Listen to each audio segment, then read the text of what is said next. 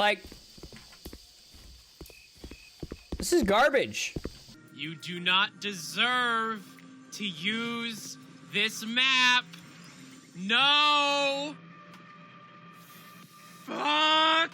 This game is a piece of trash and it deserves to burn in hell for broken shit, apparently. I'm actually pretty worried about the development team right now. I mean, when the customer's happy, the game makes money, you're able to pay off investors and etc. And they've come out and said that they have investors. This game is not going to sell. It launched broken. It launched unplayable. Hunt Down the Freeman is the worst thing ever made by another human being. It's an insult to first-person shooters, it's an insult to Half-Life 2, but most importantly, it's an insult to the Half-Life 2 modding community.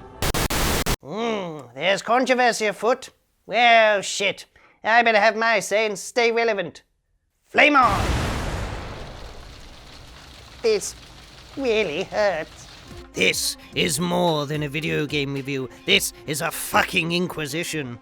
This is Hunt Down the Freeman, a craptacular game that has negative reviews pouring in, bad YouTube voice actors, devastated developers, and it's left a skid mark on the Steam platform. Not only has a terrible game come out, but drama and hilarity has followed in its wake. Grab the hand lotion and the choking belt, because this is going to get good. This affront to God came out recently after several delays, loads of its textures and cutscenes missing on release, and then it got reviewed bombed to hell because of how buggy and shit it is. The Hindenburg had a better fucking launch than this game. If you can call it a game, because originally it was a mod for Half-Life 2. As any gamer knows, Half-Life 2 is critically acclaimed, and thought by some to be the Citizen Kane of games. If Half-Life is Citizen Kane, then Hunt Down the Freeman is The Room. Scratch that, at least The Room has fans that claim to like it ironically. I doubt you could say the same for this digital pile of poo. Like I said, it was originally a mod. A terrible one. That was the laughing stock of the Half-Life modding community because of its poor level design, story, and bad voice acting. Where is Gordon?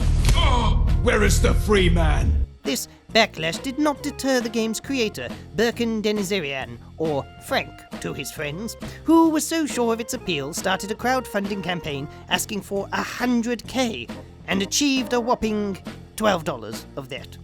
It should have ended there, but a few years later, the game arrived on Steam as a full game that unofficially tied into the much-loved Half-Life universe and cost $25. With many fans lamenting the series ending with no closure, they wanted some tasty Half-Life-shaped morsel to fill the emptiness left by Valve. When the game was announced with industry-like cinematic trailers, the fans were hyped. Then they played the game. Then they wished they hadn't. I managed to play this broken, badly optimized tripe when it wasn't crashing. If you're a fan of Half-Life's gameplay, you're in for a treat, as it's been changed up in wonderfully broken ways.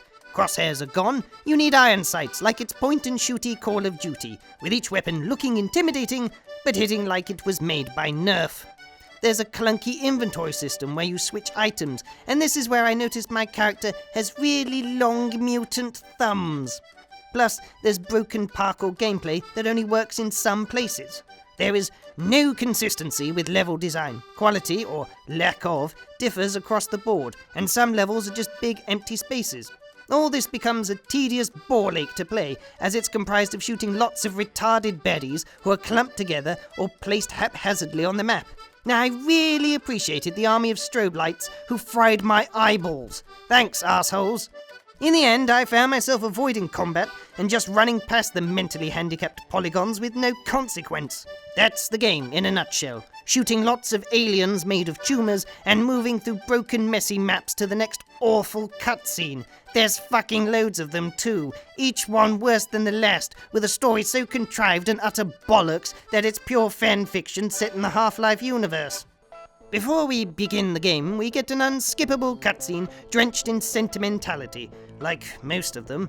Once it's over, we start the game proper at the Black Mesa Research Facility as part of the military cleanup crew mopping up invading aliens. You play gravelly-voiced badass Mitchell, who looks like he shaves with a cheese grater. Those aren't knife scars, no, those are scars from a crowbar.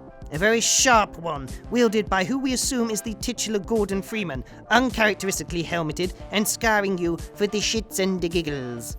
After getting crowbarred, you get a visit from the mysterious G-Man that sends you on your journey, whose voice actor has impersonated him all the way up to 11 with a side of ham. Keep your promise, Mr. Mitchell. In the meantime, this is where I get off. It gets worse. The protagonist is no better, as he spouts edgy platitudes and turns every cutscene into a cringe fest. Listen to this shit. I always saw you as a hero after that day. Hero? You're talking to a villain, my dear. The hero inside of me died many, many years ago when I was young. You fucked up my face. Ain't nothing personal, but you better give that to me before it does get personal. We're all dead men walking. I'm gonna burn the whole factory to the ground and take those kids with me. God help us. No. God will stay away from this one. You have my permission to die. Crawling in my skin. The voice acting is quite bizarre in this. Each voice actor's sheer crapness outcraps the previous one. We do have a plan. We'll run away. Rangers, lead the way. And why do you think the Combine will agree to your help? Welcome aboard, gentlemen. I am Captain Roosevelt. My mother's dead? Oh, Colonel, we are so fucked. Voice recording quality itself varies from crisp You're that sniper, huh? to sounding like it was recorded from inside a submarine. Oh! Have you lost your fucking mind? Lower that thing.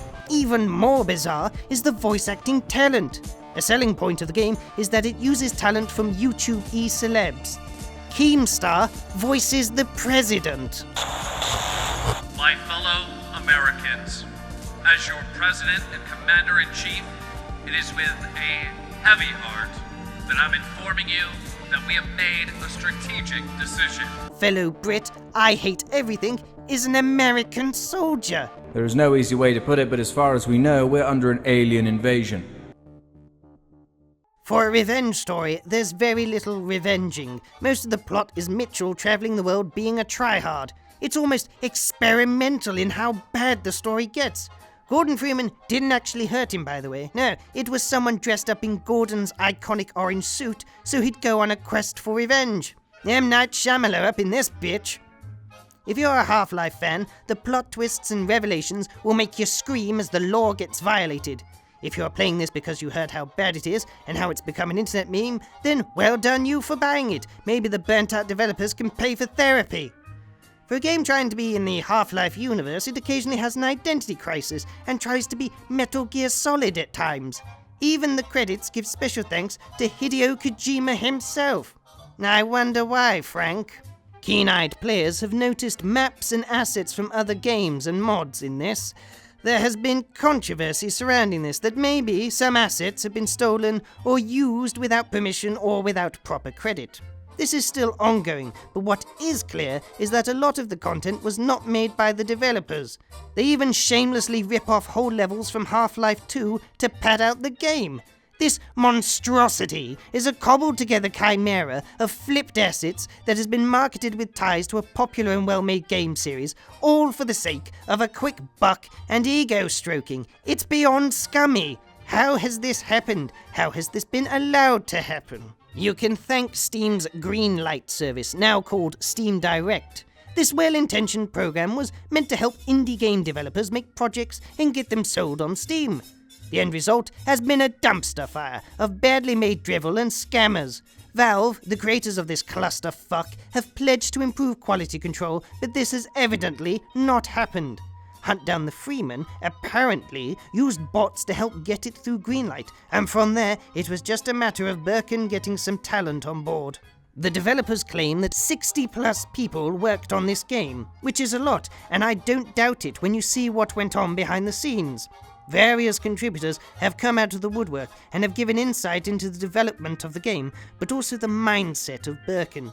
One disgruntled freelancer called Telvi gave this motherload of info on Reddit. Here's a snippet. Take it away, Paul, if you please. I'm going to say it here, and I'm going to say it now. I don't care if I get in trouble with Frank, because everyone else in the dev team is probably going to back me up. The reason why Frank delayed the game for the 5th time was for a publicity stunt.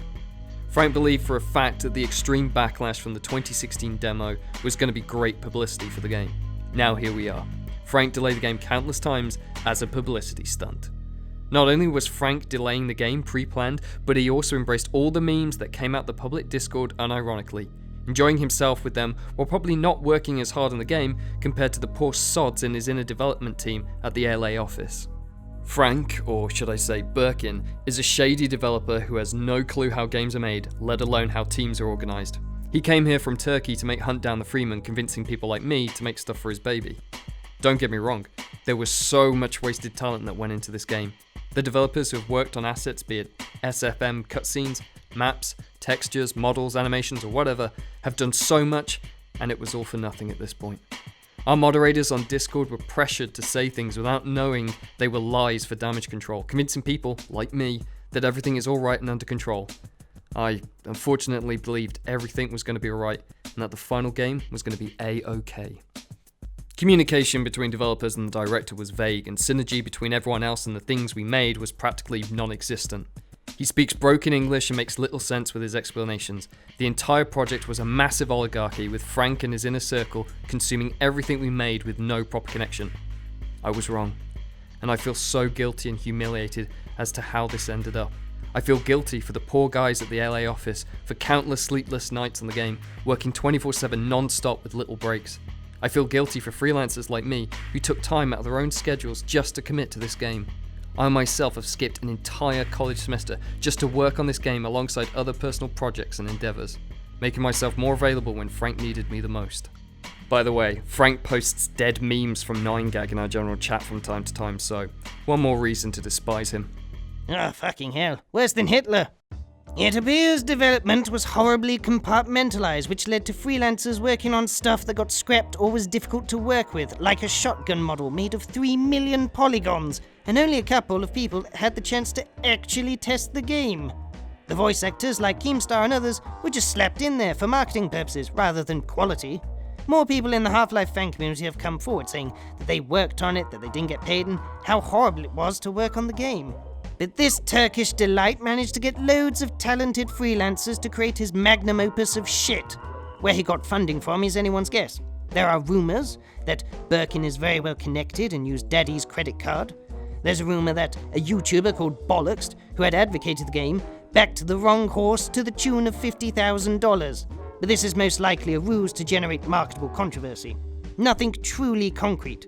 Now, I'm sure there were investors for Birkin's video game fanfiction out there, but I think any return on their investment is a deluded fantasy. Currently, Birkin and his gang are playing the victim card and giving excuses like they released the wrong version of the game, while also doing damage control out the wazoo as more criticism is knocking on their door like a big hairy rapist.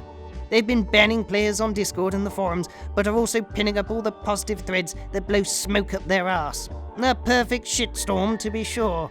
One good thing has come from all of this, and that is showing what a sorry state Steam as a platform is. The fact that bots can manipulate shit to get through, the fact that no quality control exists at all, and the fact that crappy games are being made associated with Valve's most popular IPs are all icing on the cake of fuck-up. Valve just don't care anymore. What have you been doing, Gabe, apart from eating? Do not buy this game. Do not buy any game from Frankie Boy. Now, I don't care if this was a passion project. There is a certain level of professionalism you need to bring to the table. Also, be very careful when purchasing from Steam. This carelessness has cost people money and their reputations. There'll be internet memes for days. But at what cost? At what cost? Breaking news this hour. Citizens are advised to be on the lookout for a heavily scarred man seen in the area stuffing gerbils up his rectum. This man is considered to be extremely edgy and may shoot up a school. If you have any gerbils, please keep them locked away and safe. In other news, President Keemstar has been assassinated. His successor, Vice President PewDiePie, will be sworn in later this week. Also, smash that like and subscribe button. Yes. Ah, shit, not again.